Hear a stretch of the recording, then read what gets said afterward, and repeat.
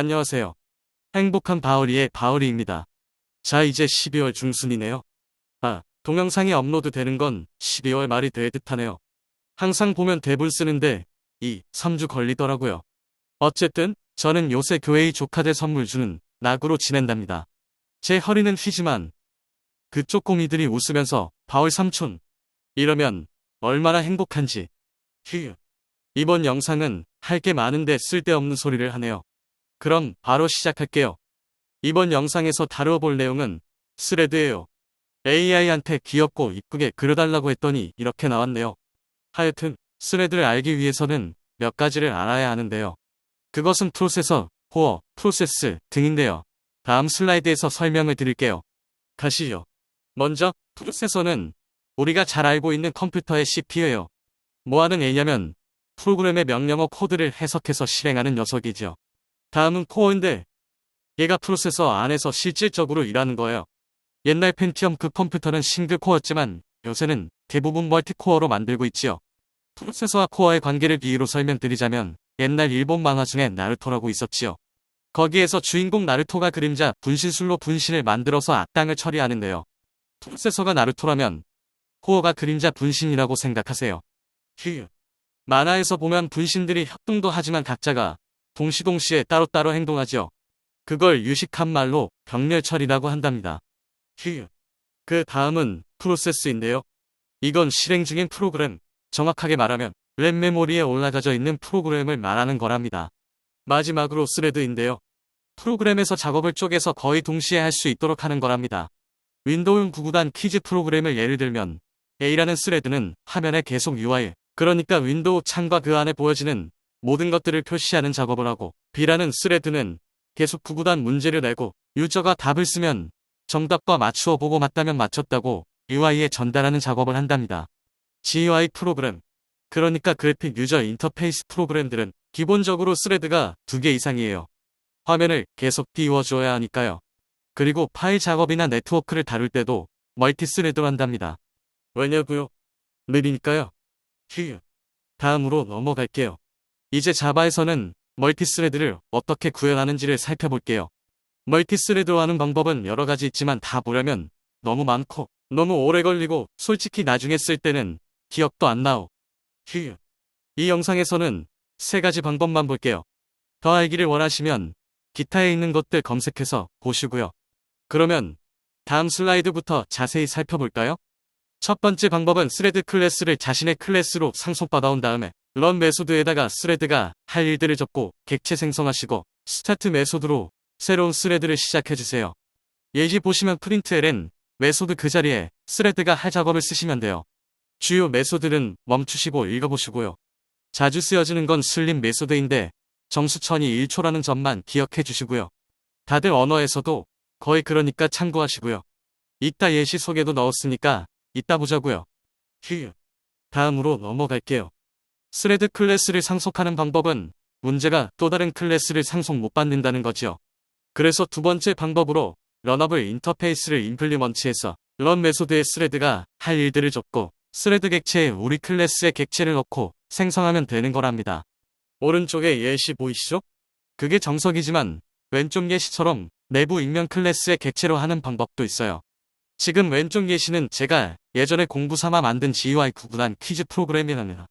극히 일부만 캡처한 거지요. 어떤 GUI 패키지를 사용하느냐에 따라서 다르겠지만 스레드를 저렇게 쓸 수도 있어요. 다음으로 넘어가서 또 다른 방법을 볼까요? 첫 번째와 두 번째에 문제점이 또 있는데 스레드기 통신, 그러니까 값을 전달 못한다는 거예요. 그래서 세 번째 방법이 등장해요. 콜러벌과 퓨처는 모두 인터페이스인데요. 먼저 콜러벌 인터페이스부터 볼게요. 콜러벌 인터페이스는 함수형 인터페이스라고 하는데 자바는 모든 게 다 클래스라 함수만, 그러니까 메소드만 필요해서 만들고 싶은데 못해서 나온 것이 바로 함수형 인터페이스이랍니다. 사용법은 먼저 콜러벌 인터페이스를 임포트해주고 제가 적어드린 사용법대로 쓰시면 되는데 첫 번째 사용법을 보시면 C1이 함수, 그러니까 메소드의 이름이고 하는 일은 문자열 헬로를 반환해주는 거고요. 저렇게 한 줄로 할 때는 리턴 안 써도 반환되지만 여러 줄은 이따 살펴볼 예시에 있으니까 그때 보고요. 두 번째 사용법을 보시면 역시 C2가 함수의 이름이고 하는 일은 자바의 기본 패키지 중에서 매스라는 클래스 중에 랜덤이라는 메소드를 참조하고 있어요. 쉽게 말하면 메소드의 별명을 지어주는 거랍니다. 저렇게 쓰면 길게 안 써도 호출할 수 있어요. 보통 첫 번째 사용법은 람다식 함수라고 하고요. 두 번째 사용법은 메소드 레퍼런스, 또는 메소드 참조라고 한답니다. 이런 문법은 최근 들어 다른 언어에서도 많이 사용해서 익혀두시면 다른 언어를 배울 때도 좋겠지요. 다음으로 넘어갈게요. 이전 슬라이드에서 살펴본 콜러벌 인터페이스로 작성한 함수는 그냥은 호출 못하고 엑스큐터 서비스 인터페이스라고 하는 스레드 풀과 퓨처 인터페이스가 있어야 호출이 된답니다. 자세한 사용법은 다음 슬라이드에서 예시로 보고요. 퓨처 인터페이스의 디폴트 메소드들이 있는데 오른쪽에 적어드렸으니까 잠시 멈추고 보시고요. 자주 쓰이는 건 스레드에서 결과 값을 가지고 오는 get 메소드랑 스레드의 작업이 끝났는지를 확인하는 is done 메소드예요. 다음으로 넘어가서 예시를 볼까요? 예시가 조금 길어서 잘랐으니까 이상하다고 그러지 마세요. 이제 본격적으로 볼까요? 먼저 앞으로 사용할 것들을 임포트해주고 엑스큐터 서비스 인터페이스와 이그큐터즈 클래스, 뮤픽스드 스레드 풀 메소드로 스레드가 작업할 공간을 만들어줍니다. 지금 예시는 스레드 2개까지 작업할 수 있는 거지요. 스레드 풀을 만들어 놓았으니까 이제는 스레드가 무엇을 해야 하는지를 작성해 볼까요? 콜러벌 인터페이스를 이용해서 작성해 주는데요. 작업 내용이 간단하면 이전 슬라이드처럼 한 줄로 해도 되지만 복잡해서 여러 줄로 해야 한다면 지금 보고 계신 예시처럼 중괄호로 싸고 반환값은 return 문으로 하시고요. 예시에서의 작업 내용을 볼까요? 먼저 어떤 스레드가 작업을 시작했는지를 보여주는 println 메소드고요.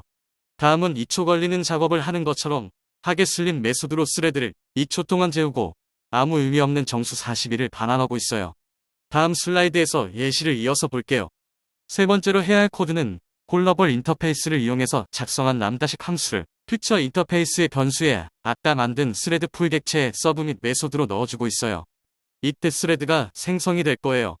그리고 트라이 캐치 문으로 가면 아직은 2초가 아니니까 작업 완료 여부에는 폴스가 될 터이고 2초 후의 결과 42가 출력되고요. 여기가 발생하든 말든 스레드 풀 객체의 셧다운 메소드로 스레드 풀 객체를 닫아주시고요. 자, 여기까지. 이번 영상에서는 멀티스레드에 대해 다뤄보았어요. 멀티스레드 구현할 때 주의점이나 고려해야 할 것들은 일부러 뺐습니다. 고급 수준이라서요. 이제 자바에서 남은 건 GUI 프로그래밍이랑 네트워크 소켓 프로그래밍 그 정도인데 잘 안 쓰여지고 사전 지식까지 담으려면 너무 많아져서 해야 할지 조금 고민을 해보아야겠네요. 다가오는 2026년 잘 맞이하시고요. 더 건강하시고 행복하세요. 하여튼 영상 끝까지 봐주셔서 감사드립니다. 구독, 좋아요, 알림 설정은 부탁 안 드리겠습니다. 그럼 바오리는 다음 영상으로 돌아오겠습니다. God bless you.